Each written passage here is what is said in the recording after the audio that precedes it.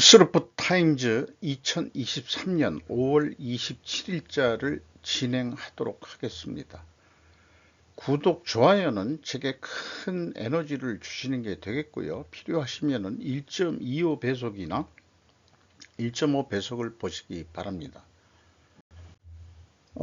부처님 오신 날을 즈음해서 윤 대통령이 인권 존중, 약자 보호, 국정 철학은 부처님 가르침, 법요식 참석해서 얘기한 내용을 YTN이 보도를 했습니다. 이런 얘기고 이런 그 부처님 오신 날을 즈음해서 우측에는 이제 제가 좀 내용을 써본 건데요. 한국의 현대 3대 종교라고 하면은 기독교, 카톨릭, 불교 이렇게 얘기할 수 있겠습니다. 불교 신자가 뭐 사실 많다고 그러지만은 기독교하고 카톨릭이 아니면 그냥 불교야 이렇게 얘기할 수도 있겠고요. 어쨌든 기독교가 국내에도 파가 많습니다. 그리고 카톨릭은 마피아가 배우는 지배 조직이기 때문에 오로지 그 하나죠. 성공회가 약간 좀 비슷하긴 합니다만은 영국식 성공회이기 때문에 카톨릭 범주에는 안 들어가는 거죠. 그건 기독교 쪽으로 봐야 될 거. 물론 이제 그 성공회 신부 뭐 이렇게 얘기는 하고 있습니다만은 불교도 파가 만만치 않아요. 제가 기억하는 것은 이제 조계종인데 우리나라 그 조계종이 한국 불교를 대표한다. 이렇게 이제 볼 수 있는데 이 불교가 우리나라에 전래된 것은 그 부족 국가에서 고조선이 망하면서 나중에 이제 그 삼국이 형성이 될 때 통치용으로 들어온 것으로 그렇게 해석을 역사적인 해석을 합니다. 어떤 그 왕의 권위를 만들기 위해서 종교가 이용이 됐다. 이렇게도 볼 수 있는 거죠. 어쨌든 현대에 있어서도 3대 종교가 정치에 미치는 영향은 매우 크다고 볼 수 있고 또 정치를 하려면은 이 3대 종교와 반목이 또 없어야 되는 것 아니겠느냐 이렇게 되니까 좀 그게 문제죠. 현재 우리나라에서는 그 기독교가 보수 세력의 그 상징으로 좀 돼 있기는 하는 것 같아요.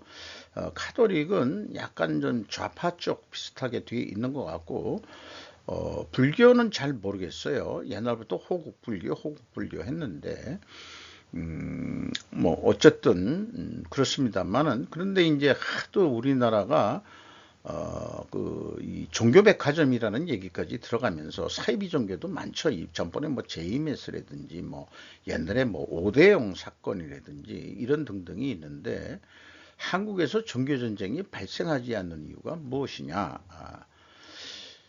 제가 봐서는 이 어떤 종교가 들어오더라도 우리나라의 그 전통 신학인 이 사머니즘 그 샤머니즘의 이 상징은 축복을 해주는 기복신앙, 복을 빌어주는 그런 거로 다 그 토착화했기 때문 아니겠느냐. 그러니까 서로 싸울 일은 없다.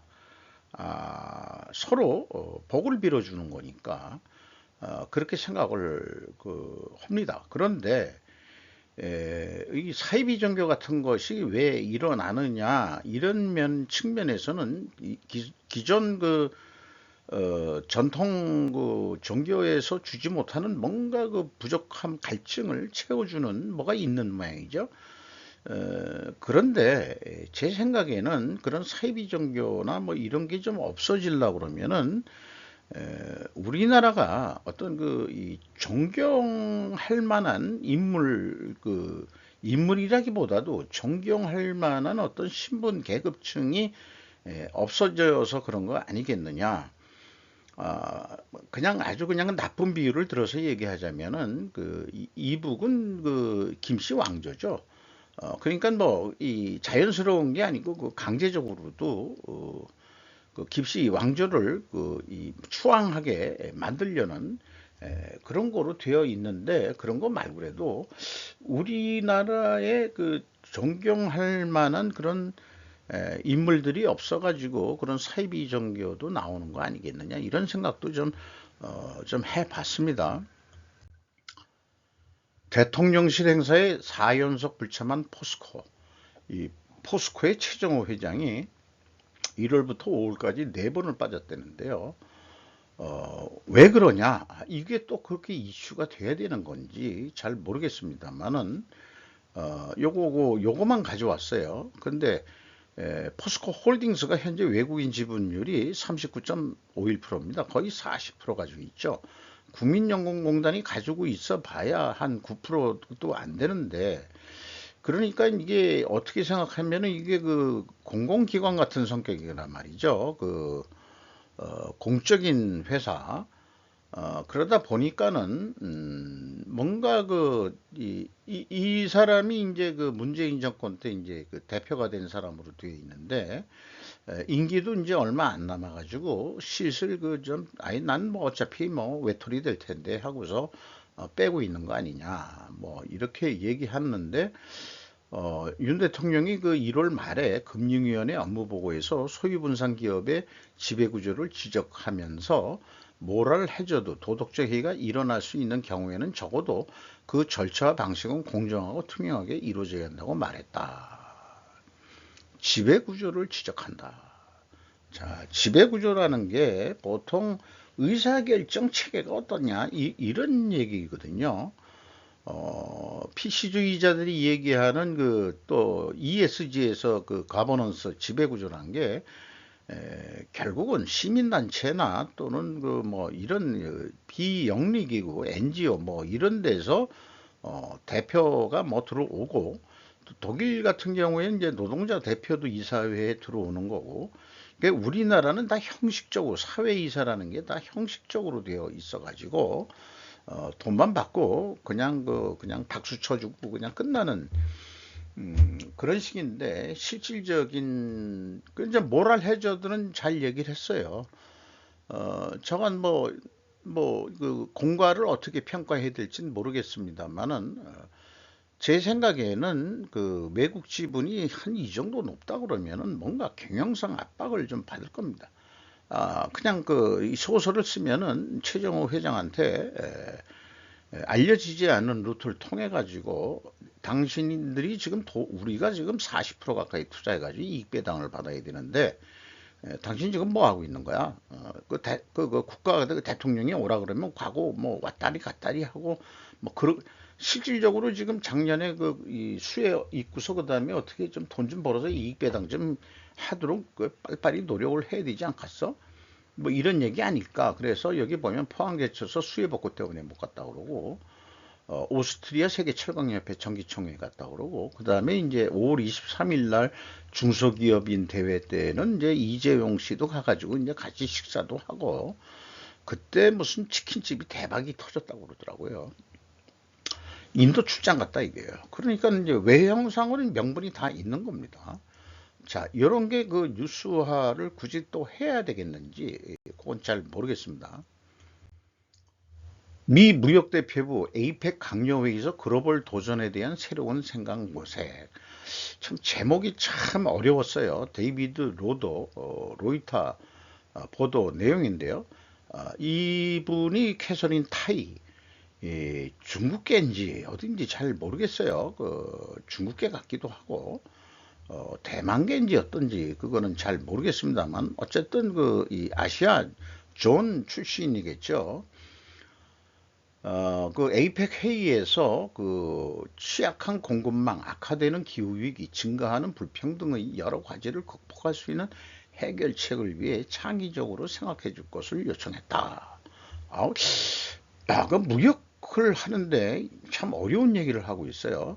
그녀는 공격적인 무역 자유화의 부정적인 영향을 경험한 디트로이트에서 미중 긴장의 구름 아래 이틀간의 장관회의를 시작하면서 그들에게 노동자들에게 더 나은 서비스를 제공하고 무역을 더 지속 가능하게 건설하기 위한 최근의 세계무역기구 협정을 기반으로 할 것을 촉구했다. 그러니까 최근의 그 무역협정이라는 게 뭔지 WTO가 하는 게 뭔지 어쨌든 최근에 그 뉴스 뭐 일본 측 뉴스나 뭐 이런 거를 보면은 브레튼우즈 기반 WTO의 유효성은 현재 퇴색했다. 그리고 이제 그 유엔 그 이 사무총장도 그런 얘기를 했죠. 새로운 글로벌 어떤 질서가 나와야 된다. 과연 어떻게 해야 창의적인 생각을 할 수 있을까? 좀 뭐 일반 일개 소시민으로서 이런 그 이 글로벌 그 무역에 대해서 제가 뭘 알겠습니까마는 아마 그 이런 식의 표현을 한 거가 속내를 직선적으로 얘기하자면은 중국과 교역을 줄여라. 그리고 메이드 인 USA에 협조하세요. 왜 이렇게 생각을 하게 되냐 그러면 디트로이트에서 이게 그 디트로이트가 그 미국의 그 자동차 산업의 메카였는데 철강이었나? 어쨌든 노동자들에게 더 나은 서비스를 제공하고 뭐 하려면은 미국이 좀 이젠 제조업으로 복귀를 해야 되겠다. 이 새로운 질서에 니들이 좀 우리가 그동안에 2차 대전 후에 우리가 돈 써가면서 세계 평화 질서를 이 지켜주는 바람에 다 당신네들이 경제 발전한 거 아니냐. 이런 속내가 깔려 있는 거 아닐까 하는 생각했어요. 이분은 그 화장도 안 하고 화장은 조금 했겠지. 걱정스러운 얼굴로 하는 게 참 그 기자들은 참 사진 기자들은 아주 잘 찍습니다. 이 상황 연출하는 그 사진이라고 그럴지 거기에 대해서 사진 기자한테 거꾸로 존경을 하게 되네요. 그래서 이제 연이어서 이제 또 나오는 게 중국을 걱정하는 워싱턴은 미국 기업들에 대한 반대 움직임. 이게 번역이 AI가 참 뭐 우리 그러니까 번역자가 필요하긴 한 거예요. AI 가지고는 좀 안 될 것 같습니다. 지나 라이먼드 미 상무장관은 무역 대표가 아니고 목요일 중국의 미국 기업에 대한 중국의 제안에 대해 중국의 왕웬따오 장관에게 우려를 표명했다. 그런데 중국은 국가안보에 영향을 미칠 수 있는 주요 네트워크 보안 위험을 제기하면서 미국 반도체 대기업 마이크론에 대한 제한을 우리는 하지 않을 수 없다. 그래서 심각한 우려를 표명했다 이런 얘기예요. 그러니까 로이타에서도 수출 정책에 불만을 서로 제기를 했다. 장군멍군 하는 거죠. 그다음에 이 미국에서 중국을 압박하니까 우리도 가만히 있을 수 없다. 그래가지고 이 마이크론 걸 안 쓰면은 그럼 어디 걸 쓸 거냐. 그래서 이제 한국 얘기가 나오는데 중국, 한국 칩 산업에 대한 회담 강화에 동의. 중국 상무부가 이렇게 발표를 했대요. 로이터가 발표를 오늘자로 한 건데 칩 공급, 제재, 국가 안보에 대한 세계적인 우려가 확대되는 가운데 중국과 한국이 반도체 산업 공급망에 대한 대화와 협력을 강화하기로 합의했다고 우리나라가 발표한 게 아니고 중국 상무부 장관이 말했다. 왕 웬따오는 금요일에 끝난 디트로이트 아시아 태평양 경제협력체 에이펙 회의와 별도로 안덕근 통상교섭부장을 만났다. 그러나 같은 회의에 대한 한국의 성명은 칩에 대해 언급하지 않았고 대신 무역부 장관이 중국의 주요 원자재 공급을 안정화할 것을 요청했고 중국에 있는 한국 기업들을 위한 예측 가능한 사업 환경을 요청했다고 말했다.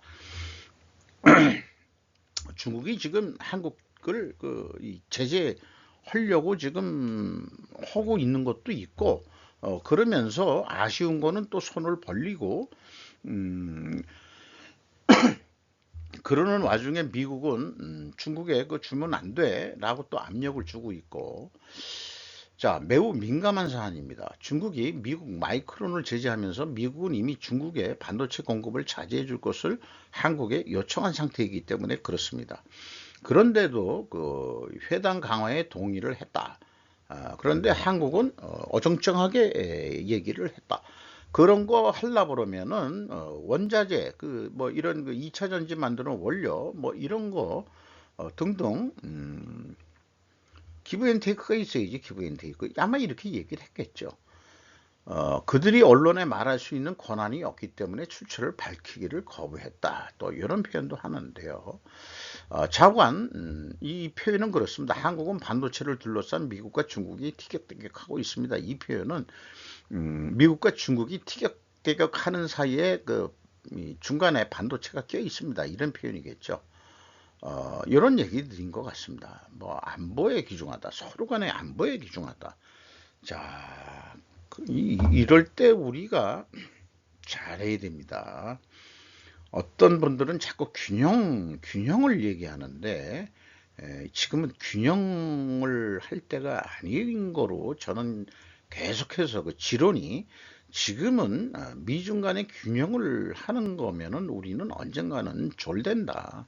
속된 말로 다 차버리게 된다. 그 양쪽에서 그거를 확실히 느껴야 될 것입니다. 한국, 러시아가 민간인 공격을 계속할 경우 우크라이나에 탄약을 보낼 것을 고려한다. 우크라이나에 무슨 이건데 이거 새로운 목소리라는 거였네요. 그거 얘기했고 요거 이전에 어저께 방송에는 지금 실질적으로 가고 있다라고 얘기하고 루트는 미국을 통해서 가고 있다. 이렇게 또 이 우크라이나의 새로운 목소리가 보도를 했습니다. 어쨌든 최근에 우크라이나 반격이 시작되었다. 6월 초까지 돌파구가 마련될 것으로 예상한다. 근데 일반적으로 그 한국전쟁 경험이나 그 휴전 이런 경험으로 봐서 조그만 땅덩어리에도 또 서로 차지하려고 오히려 휴전 전에 또 치열한 전투를 혼내는 게 이제 역사상 그 역사로 배우게 되는 거다 이런 얘기예요. 그런데 이제 이 저 용병 바그나 그 그룹의 요 이름을 잊어버렸네 이 사람. 일단 뭐 바그너라고 얘기를 하죠. 바흐무트에서 부대를 철수하기 시작했다. 그러니까 뭐 돈도 안 되고 지금 뭐 기대했던 것만큼 러시아 국군 그 고위층들하고 커뮤니케이션도 잘 안 되고 전쟁을 하면서 용병을 하면서 옛날 그 푸틴이 이 총리할 때 옆에서 그 주방장 할 때는 되게 그 좀 뭐 세련되게 보이고 막 그랬는데 현장에서 고생은 많이 하는 얼굴이네요. 얼굴은 얼굴이고 그렇게 좀 보입니다. 식어갈 한국의 성장 엔진 재정은 마르지 않는 셈은 아니다. 중앙일보 일본어판에서 가져왔는데 국내 뉴스에서는 왜 그냥 쉽게 눈에 띄게 좀 안 올려줄까? 자, 여기에 우리가 82달러에서 33,000달러에 60년간 400배 이상 증가한 우리 한국의 1인당 국민 소득인데 이거 끝까지 못 간다. 성장 동력이 식어가고 있다. 이런 얘기를 하면서 과거에 그 어떤 그 관료들이 모여가지고 한국개발연구원 KDI라는 데서 모여가지고 한 말씀씩들 한 것 같아요. 그래서 우리나라가 경제 발전한 것은 이 사회주의나 그 공산주의처럼 우리가 이 경제 계획이라고 하는 그 계획 경제라고 안 하고 경제 계획을 했다. 우리는 5개년 계획. 저는 그 중국이 이거 그 박정희 대통령한테 이거 배워가지고 지금 한 거 아니냐 이런 생각도 좀 하는데 60주년 기념 국제 컨퍼런스를 열었다 이게요. 그 재정 정책 같은 것도 현재 법 제어가 필요하다는 얘기가 나오고 굵은 글씨로 여기서 볼 때 뭐 어떤 분이라고는 다 인용을 안 했습니다. 가격 경쟁력과 품질 향상, 기술 개발 등으로 수출 경쟁력을 확보해야 한다. 요거는 제가 그 조직에 있을 때 젊어서부터 30대부터 계속 똑같은 뉘앙스로 들리는 얘기예요. 이거 모르나? 이건 이제 나도 얘기해요. 나도 얘기하는데 제가 미리 여기 말씀드리지만은 완만 얘기했지 하우 어떻게에 대해서는 고급 관료 출신들께서는 얘기를 안 하십니다. 그리고 저성장 탈출을 위한 구조개혁이 시급하다는 지적도 많았다. 그러면 구조개혁이란 게 도대체 뭐냐 이거예요. 참, 이걸 그 컨퍼런스 열고 그러려고 그러면은 조금 그 선언적인 의미의 컨퍼런스가 중요한 게 아니고, 어떤 그 대안이나 제안을 그 좀 할 그런 거로 해야지. 그냥 자기 그 체면, 그 다음에 이제 그 어떤 그 유명세, 이 정도 와가지고, 립 서비스 정도 하는 수준의 그런 어떤 뉴스풀이는 안 되는 것 같습니다.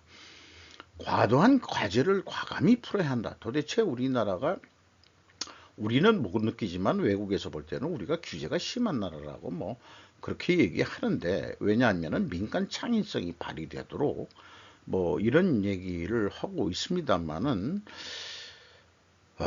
기업을 설립하기도 좋게 만들어주고, 그 다음에 뭐 이런 것도 좀 뭐 있어야 되겠지만은, 여기에서 이제 구조 개혁이라는 것은 좀 심각하게 좀 생각해야 될 것도 있지 않느냐, 이런 생각이 하는데, 우리나라가 재벌, 일본과 같은 재벌 구조가 되면서 뭐 하나 해보려고 해도 개나 소나가 아니고 다 종속기업으로 문어발식으로 어디까지 그냥 확산돼 있냐 그러면은, 어디 뭐 좀 해보려고 그러면은 이미 다 그 대기업 이 지분들, 저 재벌 지분들이 다 종속기업들을 만든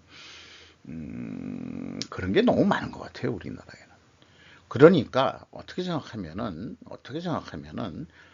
자유민주주의, 자유자본주의에서 다 그렇게 할 수 있는 거 아니냐 그럴지 모르지만은, 그래서 정부의 역할이라는 게 재벌 진입금지 이 업종 뭐 이런 것도 좀 왕년에 좀 있긴 있었죠.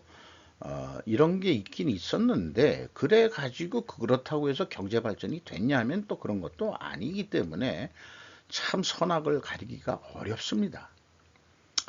제가 뭘 알겠습니까? 일개 소시민이. 그러나 어쨌든 구조 개혁이라는 게 어떤 식으로 산업의 어떤 성격이라든지, 에, 또는 주주 구성이라든지, 뭐 이런 것들, 그리고 뭐 꼭 법으로 규제한다기, 정부가 규제한다기보다도 대기업이 자존심이 있지 그런 업종까지 진짜 다 해가지고. 근데 현대차가 중고차 시장에 진입한다는 거 어떻게 생각하시는가 모르겠어요.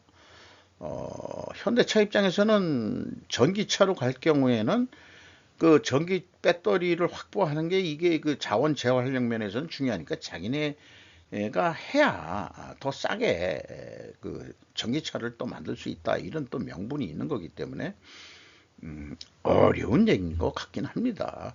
한 예를 들었습니다만은, 그러나 오늘의 이 얘기하는 주제는 매우 유명하셨던 그런 정부 행정 관료들이 나오셔가지고 얘기를 했는데, 하호가 없고 대안 제시는 없다. 명분만 얘기한다면은 이제는 나래도 얘기한다. 그 자리에 가서 이런 얘기를 좀 건방지지만 해봤습니다. 한국은 중국과 보이지 않는 전쟁 중 중러의 영향력 공작에 대항하기 위해서는, 중앙일보, 이것도 일본어판입니다. 아, 여기에서 핵심을 찌르는 게 이게요. 한국 중앙지방정치인, 중앙정치인이나 지방정치인 새끼들이나 중국 진철기업을 중심으로 친중 이익 에코시스템을 구축하는 직간접적 영향력을 높이고 있다. 그래서 친중이다 이거죠. 그래서 이 어떤 교수는, 이 교수라고 여기 얘기했는데, 외국의 적대 세력에 대응하는 반친입법 제정의 필요성을 제기했다. 이런 게 이제 신선하게 와 들어오네요. 그런데 이 중국이나 러시아나 복합적인 하이브리드 전쟁을 하면서 빨간 선을 넘지 않는 아주 애매모호한 영역에서 의도를 숨기면서 점진적으로 침투하는 그런 게 회색지대 전략이라고, 그레이존 전략이라는 것을 소개를 하고 있네요. 공자학원이라든지 또 이런 거, 그 다음에 이제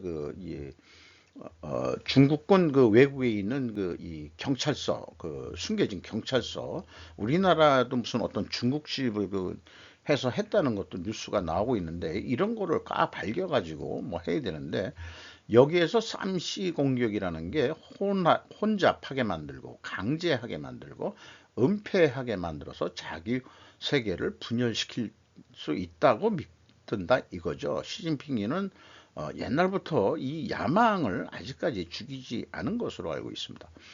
요거는 그냥 사이드라기보다도 중요하긴 한 건데, 해상 자위대 호위함 우길 승천기 앞세운 한국에 입항해 아메바 타임즈라고 일본 언론 매체가 우리나라 이 한국에서 훈련할 때 이 참가하기 위해서 일본 우길 승천기를 배에 달고 온다 하는 겁니다. 자, 세상 변해야 됩니다. 인정할 건 인정하고, 독일 총리가 30년 만에 한국을 단독 방문 밝힌 한일 관계 큰 변화, 찬양의 내용, 전 주한 대사가 본 G7의 진실, 무토 마사토시라고 지한파이기도 하죠. G7에서 선명하게 된 윤 외교의 거대 임팩트. 자, 오래간만에 이제 그 한국을 뭐 좀 인정해 주는 그런 거를 했네요.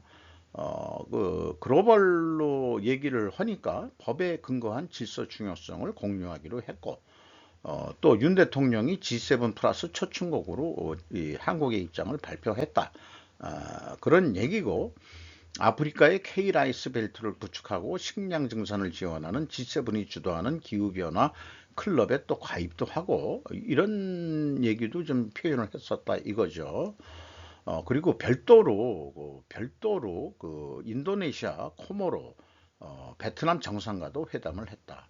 그리고 30년 만에 방한한 동일 총리가 G7 끝나고서 30년 만에 근데 그 전에도 한 번 온 것 같은데 이 그 현 총리가 독일 총리가 한일 관계에 기대한 것이 뭐겠냐 그러면은 한일 관계 잘하세요. 그리고 자기네들도 현재 제대로 못하고 있지만 중국에 대해서 너무 경제적 의존도가 높아지면 곤란할 것 같다.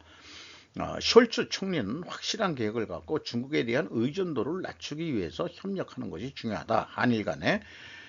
그래서 중국 의존도를 낮출 것이 중요하다. 이렇게 얘기를 하고 있네요. 유럽과 그 협력을 더 좀 강화하자 하는 그 배경에 깔려 있는 얘기도 있겠죠.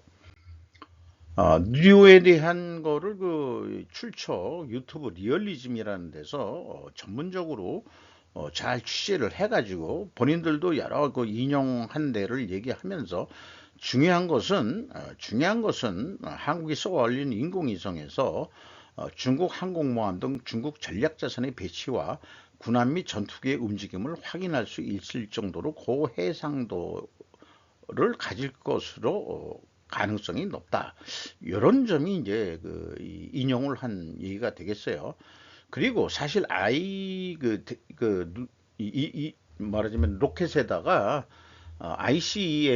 ICBM으로 하려고 그러면은 거기다가 핵폭탄을 넣으면 되는 건데 중요한 것은 좀 다르긴 다르다. 왜냐하면은 대기권 진입할 때 안 타야 되니까.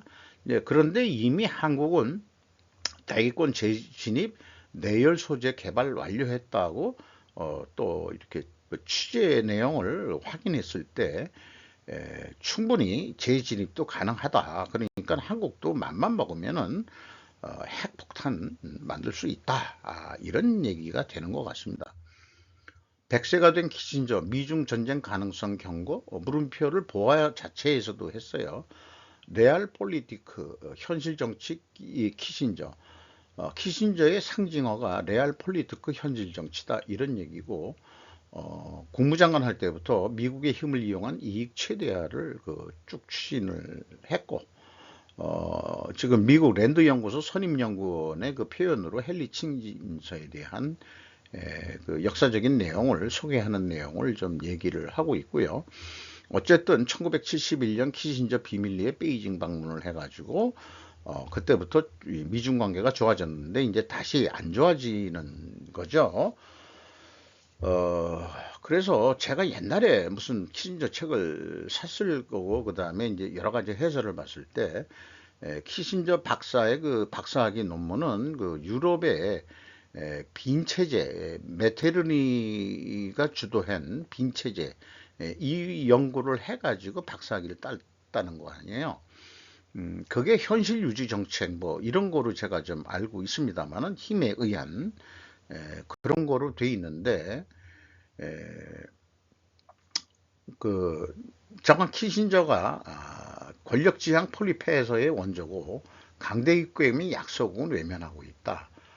왜 그러냐 그러면은 찾아본 거에 의해서는 또 어떤 유튜브가 쓴 건데 북한 정권 붕괴와 주한미군 철수를 맞바꾸는 빅딜을 제안했다 이런 얘기거든요. 이 경우 한국의 생존과 운명은 안중에 없고 중국의 아시아 영향력을 인정하는 대신 중국을 앞세워 북핵 문제를 해결하는 자는 지극히 미국 중심적 발상 하고 있다. 그래서 이런 얘기인데, 빈체제는 한 30년 운영하다가 결국은 이제 수그러들었어요. 메테르니가 실각을 하면서 뭐 이렇게 된 거죠. 왕정을 계속 유지하기 위해서 그런 그 빈체제를 했는데, 결국 그 시대의 흐름이 산업혁명에 의해서 공화정으로 가고 왕정이 이제 망해가는 그런 과정에서 과도기적인 체제였던 거로 이제 역사적으로 그렇게 이해를 하게 되네요.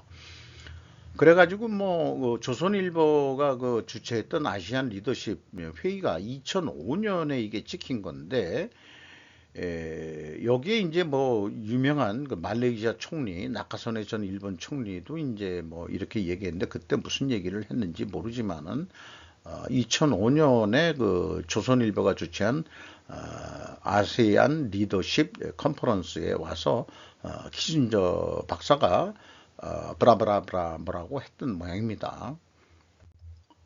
북서 폭정은 영원할 수 없다. 강연한 전 몽골 대통령, 조선일보 김은중 기자인데,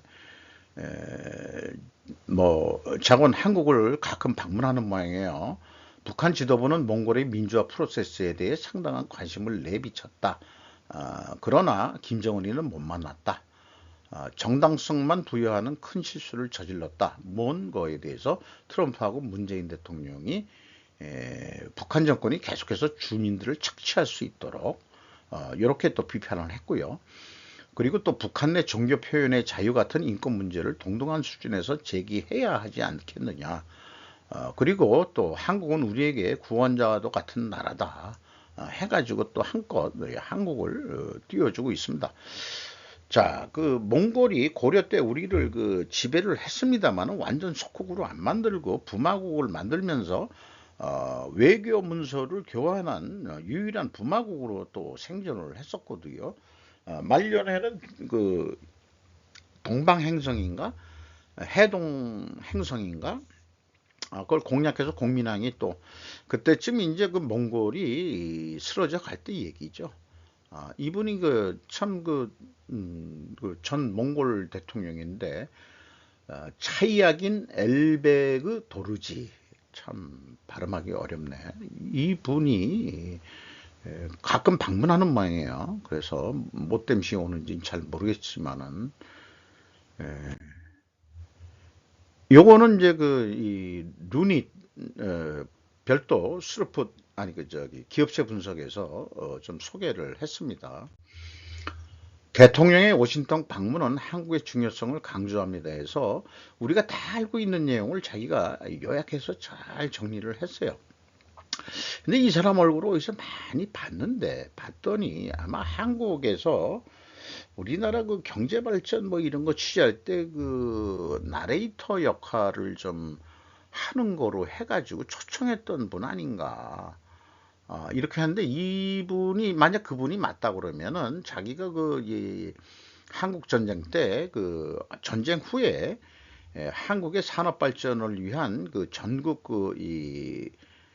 말하자면 이 답사를 하면서 이렇게 그 한국 경제에 대한 특성 뭐 이런 걸 연구했는데, 이 당시에 이 사람도 생각한 부분은 한국은 간해공업 수준으로 끝나야 될 것 같습니다. 아마 그 세계은행이나 이런 데도 이렇게 했기 때문에 박정희 대통령의 그 중화학공업 이런 거에서는 아마 그 미국 그 사람들도 처음에는 흥찌뻥 했다고 그러잖아요. 아마 이랬다가 한국이 그렇게 변하는 것을 보고서 그때 미국은 안 도와줬어요. 솔직히 경제 개발할 때. 요즘에 와서야 그게 다 미국의 그 힘 아니겠냐 하면서 은근히들 미국 애들은 자랑하고 있는지 모르겠지만은, 현실적인 역사적으로 봐서 저도 그 조직에 있을 때 우리 그 경제 발전할 때 일본이 도와준 거 맞아요. 물론 일본한테 도와주라고 미국이 압력을 또 넣었을 거라고 생각은 합니다. 뭐 도친 개친이긴 하지만은 그런 뉴스도 여기 있네요. 그래서 어쨌든 그 한국의 중요성에 대해서 요즘 또 좀 띄워주는 글을 그 쓰신 스터지스니까 연구 논문 뭐 이런 거 하는 그런 그 언론 매체인 것 같아요. 아까 그 몽골 대통령도 얘기했지만은 북한에서 성경책으로 붙잡힌 기독교인들이 죽음에 직면했고 어린이를 포함한 그들의 가족들이 종신형을 선고받았다고 새로운 보고서가 밝혔습니다. 비즈니스 인사이더 라이언 핑넬 기자의 보도 내용입니다. 많은 얘기지만은 어, 어, 북한의 기독교인들의 삶은 지속적인 압박의 가마솥이다. 이런 표현들이 가슴에 와 닿네요. 그리고 자연스럽게 존경하는 인물들이 돼야 되는데 지금 뭐 이 북한 공산당이라고 얘기하기보다는 김씨 왕조로 봐야 되겠죠. 그래서 지금 아까 그 기독교 문제도 얘기했지만은 제가 그쭉 이 나이 먹으면서 쭉 이거저것 상식으로 그 봤을 때는 공업지역이었던 북한에 기독교가 크게 전파됐던 게 먼저고 남한은 농업지역에 맞는 카톨릭이 전파되었었죠.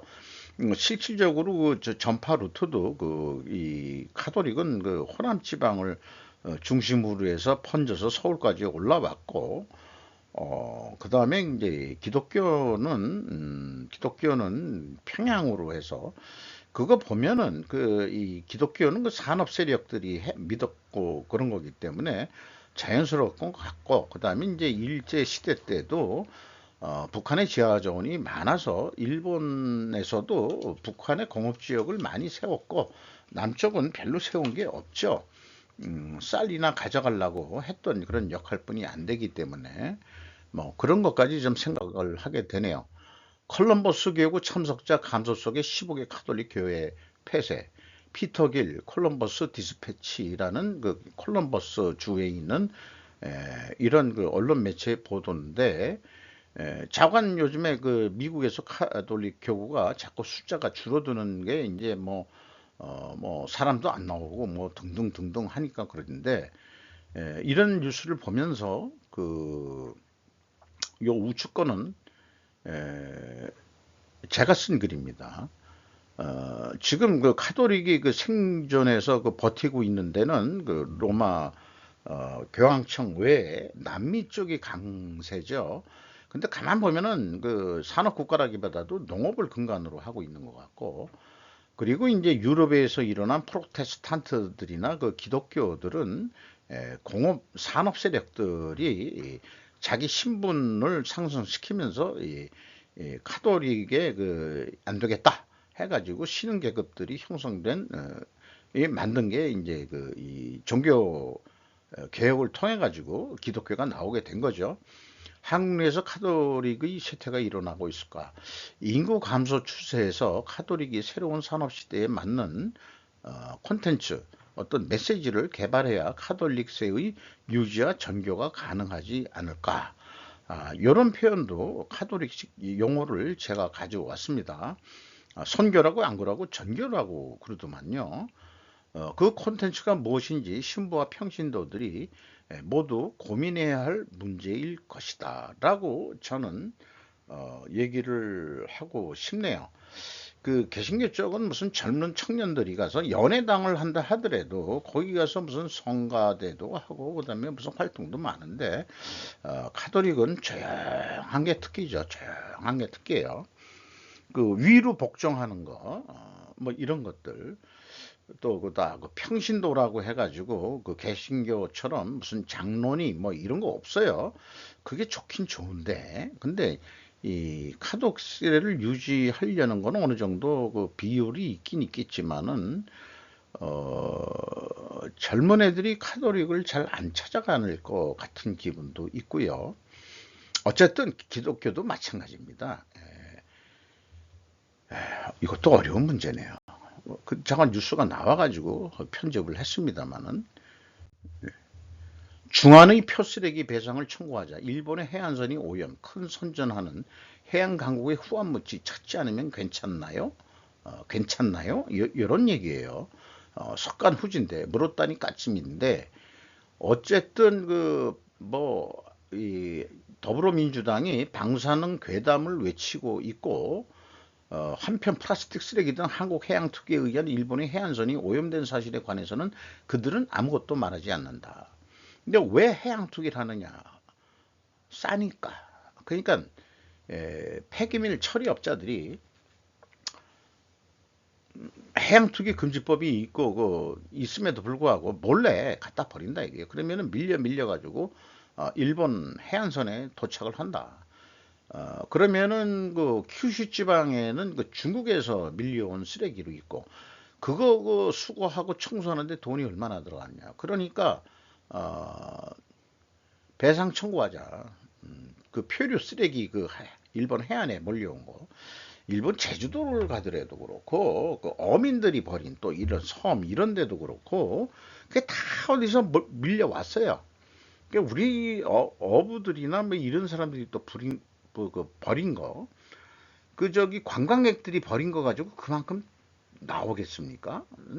참 그래요. 또 태평양 한가운데도 그게 또 어디 그 뺑뺑 그 뭉쳐 있는 데가 있다고 그러니까 그 여기에 표현한 대로 오물을 바다에 버리는 것은 수송비 이외에 처리 비용이 들지 않기 때문이다. 그러니까 이게 환경 뭐 우리 어쩌고 저쩌고 하지만은 사실은 희석이 되면 뭐 조금 버리면 희석이 되니까 아무것도 아닌데 그 이 오염도라는 게 자연 정화 기능을 뛰어넘는 속도로 오염을 시키니까 이제 그 오염이 되는 거죠.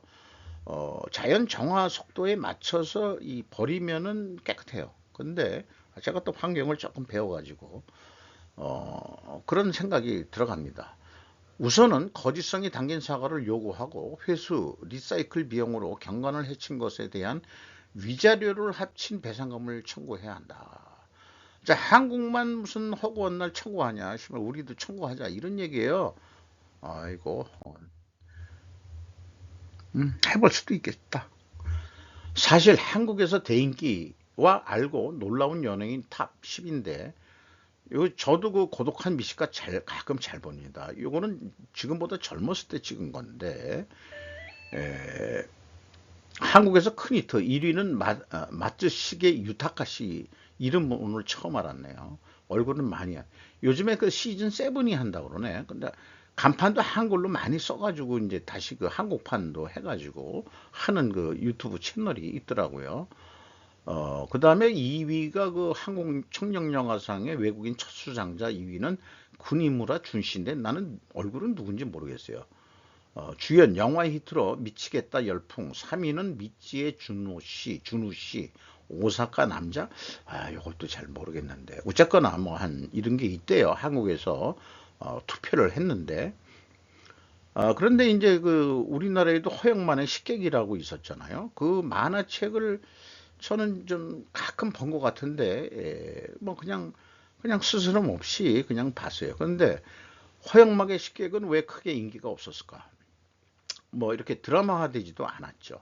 근데 만화의 주인공이 작가 자신이라서 그런 거 아니냐. 이런데 일본의 그 고독한 미식가의 그 이 만화 작가는 따로 있죠. 그런데 이제 여기에서는 이 사람이 그 혼자 자영업자처럼 이렇게 그 전국을 다니면서 이제 일을 하고 그러면서 일 끝나가지고 이런 거 아닌가요? 인기의 비결은 생계형 혼밥 상황과 처지에 공감하는 이것 때문에 그 고독한 미식가가 우리나라에서도 그 뜨지 않았을까? 그런 그 상황을 자기 같이 느끼는 그 그러니까 이 공감하는 부분이 이 고독한 미식가가 준 것 같아요.